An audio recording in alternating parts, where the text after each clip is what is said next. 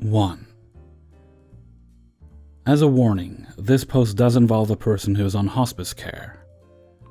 The malicious compliance, however, did not in any way pose a threat to the patient, as I had planned for that. My job is a bit strange.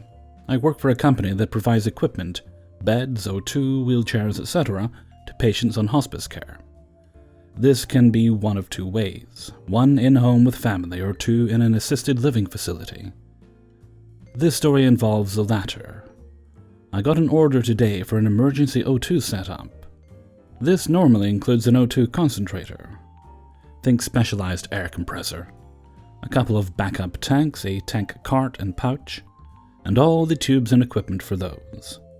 I immediately notice that this order is odd. First on the order are two of our biggest O2 tanks outside of liquid O2, M60 for those in the medical and gas field. These are large 24-pound tanks of O2 that are reserved usually for high-liter flow patients or those who live in excess of 2 hours from their nearest warehouse. While this on its own isn't odd, the fact that it was relatively close to my warehouse and the concentrator was only a 5-liter one had me questioning. On top of that order also had one of the smallest tanks, a B tank, which are the kind you usually see people carrying in pouches while out walking. Third, there was a tank for a third size of tank, E tank. That is our standard, but wasn't on this order. And finally, to top it all off, there were no regulators, which are devices that are needed to extract the O2 from the tanks in a controlled manner. And given the order, there should have been two different kinds, as M60s take a different regulator than E or B. Obviously this order was wrong, and I wanted to make sure I was providing the correct equipment. I figured either the hospice company had a non-nurse input orders, pretty common, which resulted in accidentally getting M60 instead of E-tanks. A standard O2 setup for our company is 2 E-tanks and 1 B-tank, with each concentrator in case of emergency or travel. Or they had forgotten to add the regulators and just added the cart out of reflex. I decided to call the hospice nurse, whose number was in the patient notes, and clarify what equipment was needed.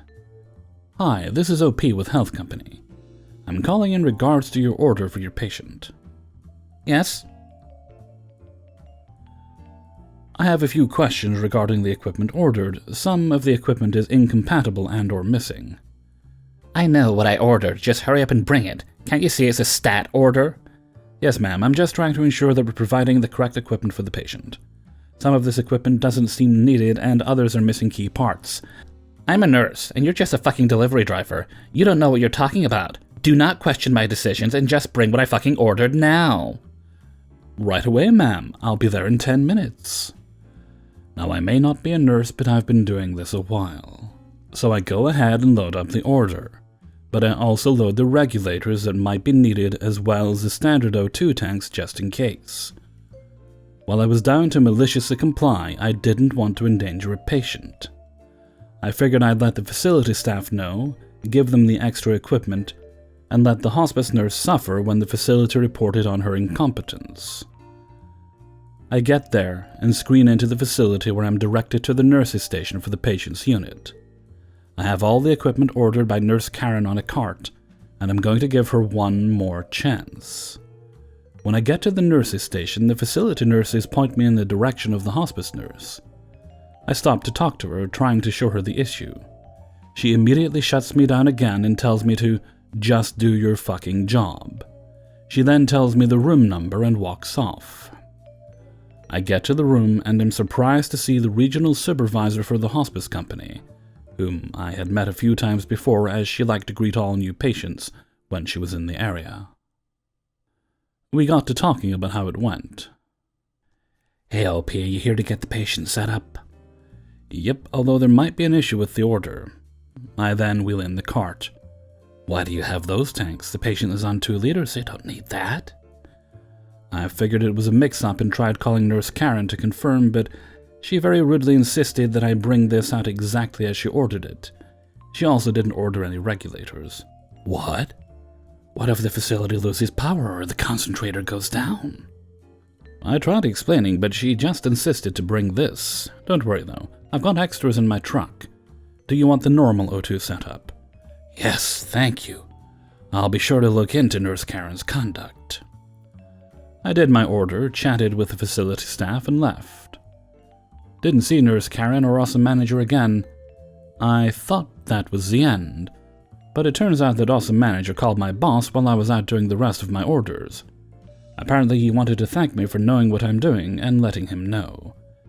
They started looking into Nurse Karen's other patients and found that she was constantly ordering incorrect equipment, and the other techs were just quietly correcting it for her.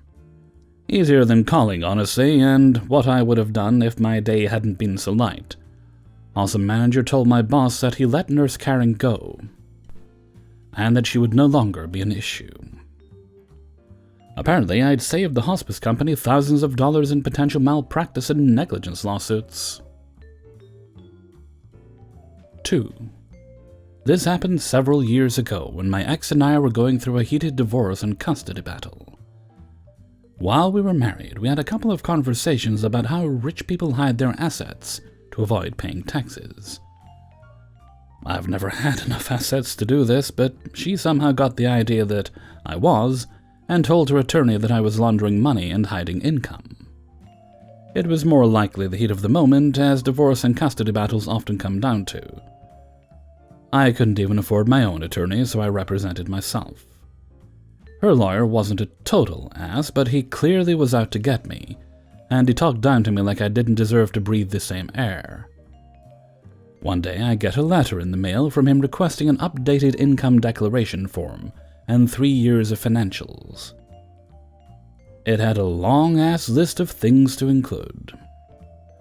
I own a communications tech company that was in super startup phase back then. Money was already tight. I was trying to get this business off the ground with no financing. I was finishing my MBA with scholarships and loans.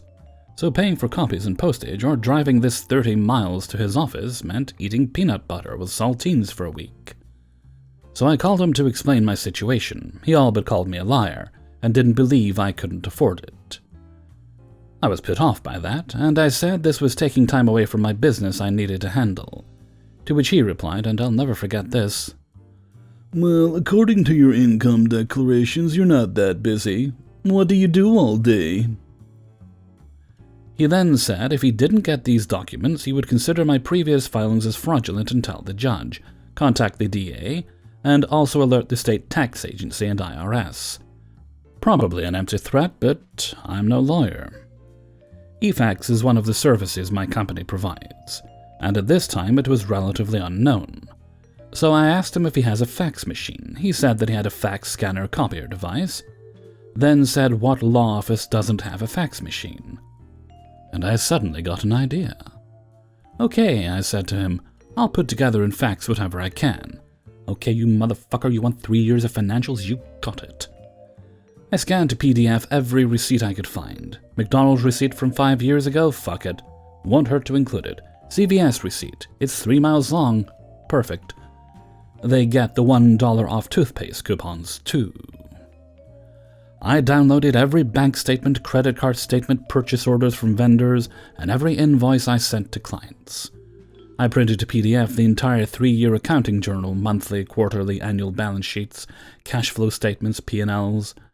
Not only did I PDF 3 years of tax filings, but every single letter I received from the IRS and state tax agency, including the inserts advising me of my rights. It took a while, but I was a few days ahead of the deadline. I made a cover page, black background with white lettering. Whatever I could, I included separator pages in all caps in the biggest, boldest font that would fit on the page in landscape. 2000's receipts, 2000's taxes, etc. I merged everything into a single 150-plus page compressed PDF and sent the document using my eFax system. Every hour or so, I received a status email saying that fax failed. That's weird. Well, they're getting this document, so I changed the system configuration to unlimited retries after failures, to keep redialing until it went through. Weird, I was still getting status email failures. I'll delete the failure emails and keep the success one after it eventually goes through, I thought. Problem solved. 2 days later, a lady from his office called and asked me to stop sending the fax. Their fax scanner printer copier had been printing non-stop. It kept getting paper jams, kept running out of ink, and they had to keep shutting it off and back on to print. I explained that her boss had told me to send this by the deadline or else he would call the DA IRS. Since I didn't want to call from the DA or the IRS, I would keep sending it until I got a success confirmation. I suggested they just not print until my fax completes, but she didn't like that. She asked me to email the documents, and I told a little white lie that my email wouldn't allow an attachment that big, unless her boss in writing agreed to cancel the request or agree to reimburse me for my cost to print and ship. I said I would continue to fax until they confirm they have received every page. She put me on hold, and the attorney gets on the line. He said forget sending the financials. I said that I would need this in writing, so I will keep sending the fax until he sent that to me. He asked me to stop faxing and he would send it in writing, and I said send it in writing first and then I'll stop. Long moment of silence. Click. About 20 minutes later, I received an email from his assistant with the attached signed letter in PDF that I no longer needed to provide financials. The letter then threatened to pursue sanctions in court or sue me for interfering with their business. Every time I saw him after that, the lawyer never brought up sanctions, lawsuits, criminal referrals, or financials again. 3. I was working as a data analyst at a company in the ed tech sector.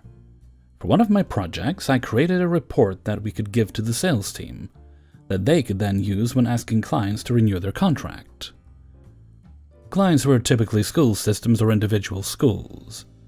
The report was all graphs, even adults like pretty pictures, and it showed the client's data on how teachers and students were using the product. And then our sales guys could show, hey, X% of your students and teachers are using this X times a week, so you should sign a new contract with us. I developed this report for our biggest client, and had the top people in sales all give input when developing it. The big client renewed, which was great. They loved the report and wanted to use it for all renewals, and we had 5,000 plus clients. I had to automate the process, and everything seemed peachy until I hit a problem.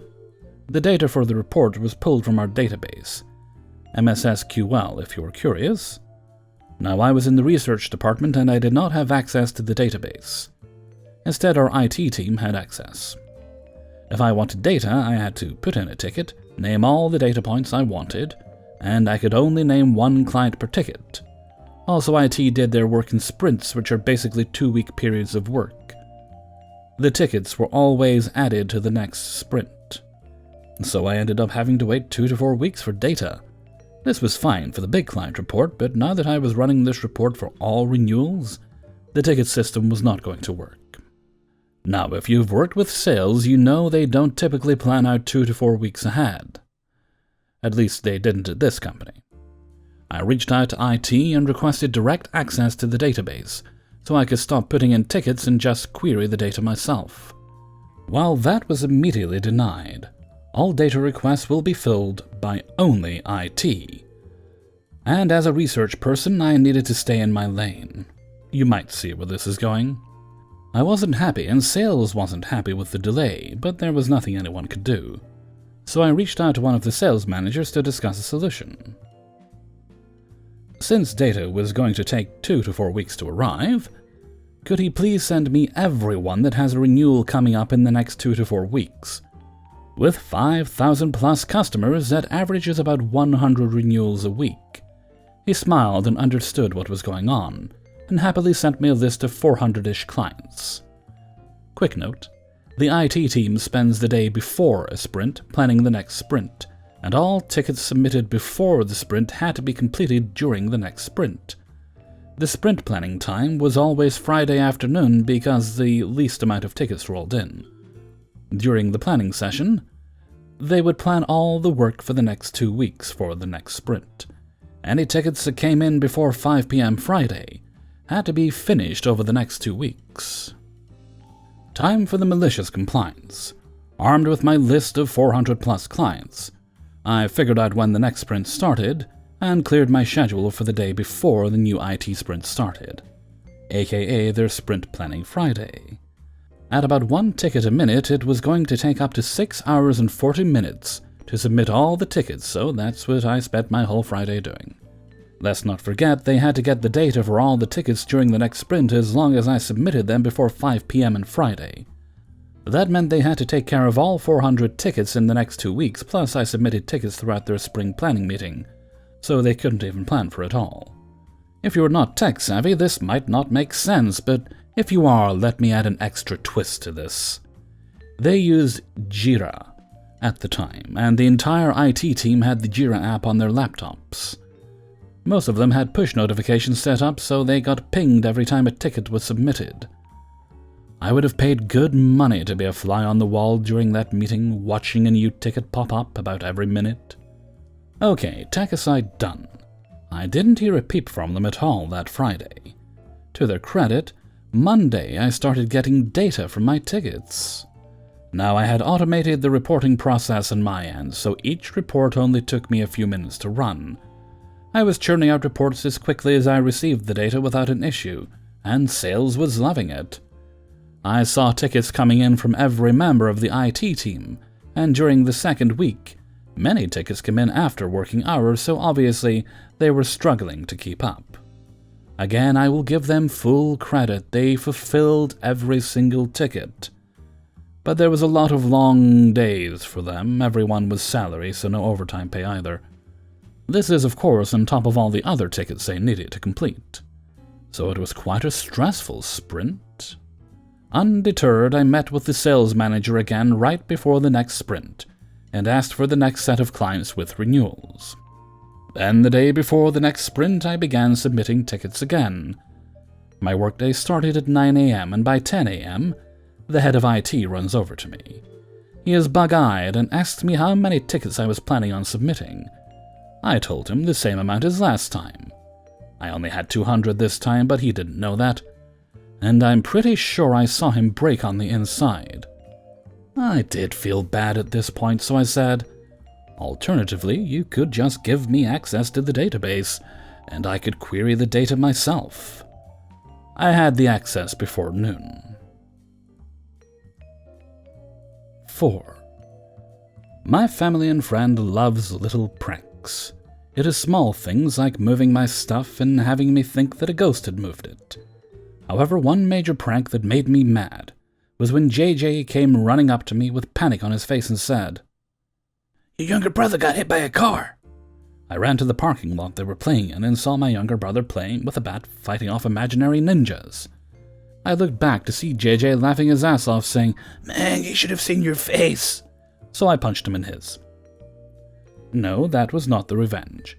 The revenge of this story is sweeter than your flavor of ice cream.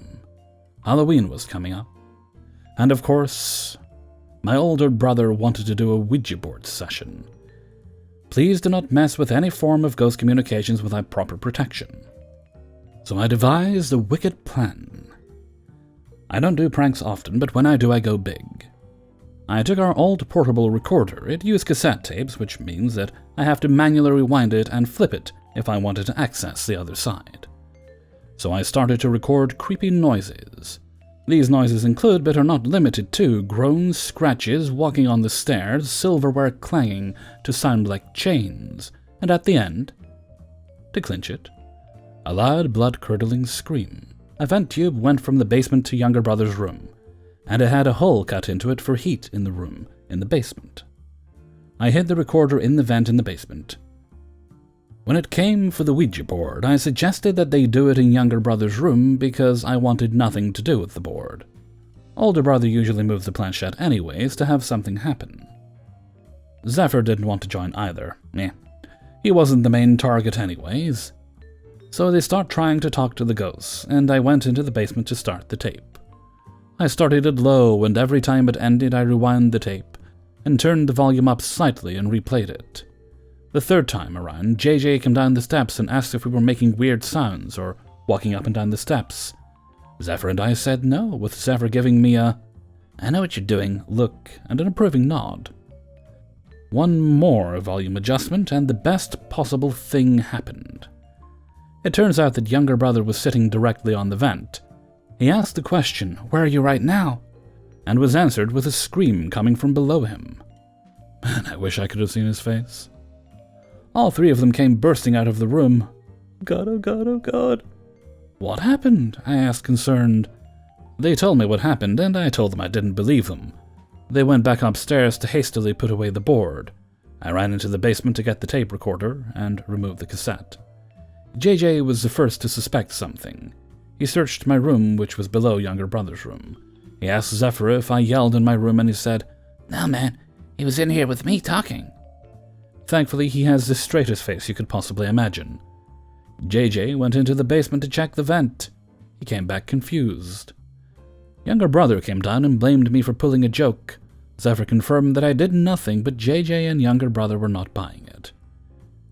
JJ had put it together, but he had no proof. However, he chased me outside and locked me out for a good while. Doesn't matter. The coincidence of my scream when younger brother asked, "Where are you?" was the best thing ever. 5. Backstory. I, 30 and female, have always had hamsters, Syrians, Russians, and robos in my life. I've had at least one hammy in my home since I turned 18, and learning about proper hamster care, cage sizes, etc. My latest hammy, Hella, is a black and white female Syrian, sadly passed away in her sleep at a young age, and it broke me losing a hammy that young, with not much time to bond with her, so I wanted to take a break from getting another one, and just have my Aussie orange male. I had to go to the, what I'll say is, second popular red and white local pet store to get a part for my fish tank, and I found myself wandering towards the hamster section. I couldn't help but to just look. I tell myself it never works. And there I saw 4 baby Syrians. 1 black, 1 grey, 1 cream and white, and 1 plain white. The white one came out for a drink, half asleep, and looked just like my past hammy from years ago, Belle, who sadly passed from old age, 2.5. Damn it, I fell for her, but the catch was they weren't for sale, till the 30th of August. And so I told myself if she was still there on that day, I would get her. I came back, and one was sold already. Safe to say I'm the proud owner of a new white hammy. I named her Winter. Here is where things started to go off. On the way home in the box they put her in, she started to squeak. I just put it down to her being in a box in a strange environment. We got home and I placed her in her new cage and left her to settle in for a few days. During those few days, the squeaking continued and she started to sneeze and wipe her nose. After years of having a hamster, I knew something wasn't right with her, so I called the red and white local pet store and spoke to an employee over the phone. Conversation was about a week ago. "Hi, how can I help?" "Hello, I bought a hammy a few days ago and she's starting to sneeze and squeak." Okay. Let me speak to my manager and see what we can do." She puts me on hold. "Hello, he said you can bring it back in for a full refund and we'll take it to our vets." I was a bit speechless. Oh, okay, but I want to keep the hamster. "Yeah, that's all we can offer you is to bring it back and we'll refund you." I hang up because I'm not just going to give her back anger at the fact that they didn't even offer a pet health guarantee, like the other popular pet store. So I go ranting on their Facebook page. That day I got a response on Messenger from someone saying that they are interested to get some more information on the situation and to give the store a call and speak to the manager. I messaged them back saying that I already called the store and what they could offer was a refund only. I also messaged them my phone number to get back to me. A few hours later I get a call from the same store. "Hello, this is the manager. Is this OP? What's the issue with the hamster?" I told him about the sneezing and squeaking. He then asked what bedding I had her on. I told him she was on dust-extracted wood shaving and paper bedding, and that my other hamster is on the same bedding and he's fine. He then told me that they don't really have a vet's, only a drop-in clinic on Thursdays for cats and dogs for shots. I could bring the hamster back and pick a new one if I wanted to. He also then said that I could take her to my vets if I wanted to and they would cover the bills up to £75. Again, if I really wanted to. And he then continued to say that vet bills could be expensive for a hamster. I then told him the general price at my local one, and he sounded shocked and then replied it was up to me, and if I was going to do so, I would need to get a vet's note and a receipt, and to call back once I've made an appointment. Fine, I will do that then, I told him.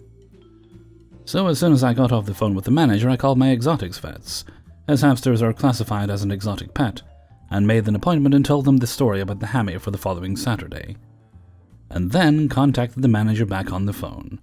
He sounded like he didn't have time to talk to me, and he was rushing to get off the phone and asked when I was coming back to the store. I replied that day, straight after the vet appointment. Saturday comes and the hammy is seen, and I told the nurse the hammy was making noises that day, etc., and I needed to get a vet's note to get my money back. While waiting, I started talking to another pet owner about her pet, and then started talking about the pet store, and she thought how bad it was how they were treating the hammy like an object. About 10 to 15 minutes later, the vet comes out and diagnoses Winter with a URI, upper respiratory infection, and gave her an injection, and gave me meds for her twice a day for a week, starting the next day. She printed out the diagnosis with a breakdown on the prices. The bill came to £62.55. So we drove all the way back to the vet's with the vet note and receipt in hand. I donned my mask like prepping for battle. I wasn't coming out of that shop without being paid. Summing up all my inner Karen, I entered the shop. Walked up to an employee and said, "Hi, can I speak to your manager, please?" I wasn't going to be rude to an employee. She went off to go find the manager while I waited near the tills like I was waiting for a bus. 10 minutes later, I see a big guy wearing the red uniform walking towards me, no mask. As he got closer, I said, "Hi, are you the manager?" He nods but still walks past me and went behind the tills to put his phone away, and then came back and acknowledges me. He stands there, arms crossed. I explained what the vet had said, and that she had a URI. To be honest, he acted like he could not care less. I showed him the vet note and receipt. It looks over the two papers. "So is this going to cure it, or is this an ongoing thing?" I said, "Well, the meds are for a week, twice a day. It should do." He nods his head and tells me he needs to take a copy of the papers and he will get me my money, and walks off for 10 minutes. I stand there feeling triumphant, as I'm not normally a confrontational person. But you mess with my pets, you mess with me, so if you want anything done, rant on Facebook and someone will contact you. Hey everybody, Hellfreezer here, and thank you very much for listening to Revenge is Ice Cream, episode 94. And thank you very much to everybody who allowed me to use their stories in this video. If you enjoyed the video, then please do like and subscribe, and share the video around to all your friends and family. If you have a Twitter account, it's probably a good way to do it. When I can remember, I do put the link on Twitter myself, but it depends on when and how I upload the videos. Right, let's see. This goes up on a day of the week. Wednesday, goes up on Wednesday. Okay. I am hoping possibly maybe to do a recording stream later. I have 3 more videos to record for the week, and if all goes well, I'll be able to get those done. Right, let's see. I'm going to wrap things up there right now because it's really late, and I've got a few things to do before I go to bed. So until next time, thank you very much for listening, and take very good care of yourself.